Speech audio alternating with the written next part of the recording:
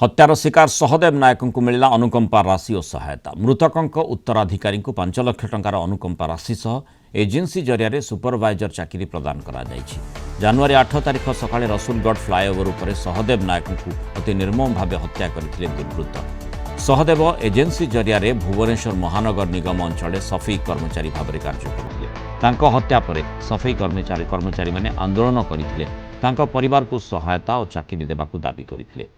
Mayor Sulochana दास अध्यक्षतार और Parimal standing committee अध्यक्ष बिरंची नारायण महासुपकार उपस्थित अनुष्ठित स्वतंत्र बैठक में आलोचना पर यह स्थिर कर सहदेव पत्नी को संपुक्त एजेंसी सुपरवाइजर भाव नियुक्ति देवाई स्थिर होईछि। डिमांड थिला जे 30 लाख तार जो छोट छोट दीटी छुआ अच्छा 30 लाख एवं वाइफ को गोटे परमानेंट चाकरी मिलू। कारण आम तो सेटा गवर्नमेंट रू आम लिखी देचु ऑलरेडी। कारण परमानेंट चाकरी तो आम दे पारिबुनी जेहेतु से बीएमसी रो स्टाफ नथिला आम सेटा एचआरडी मिनिस्ट्री को लिखी देचु।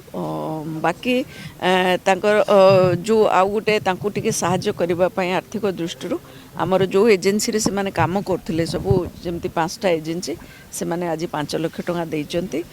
आउ तांको मध्य सुपरवाइजर पोस्ट रे से माने चाकरी दवा पई राजी होइचंती। से ए काम सरीगला परे से काम करबे।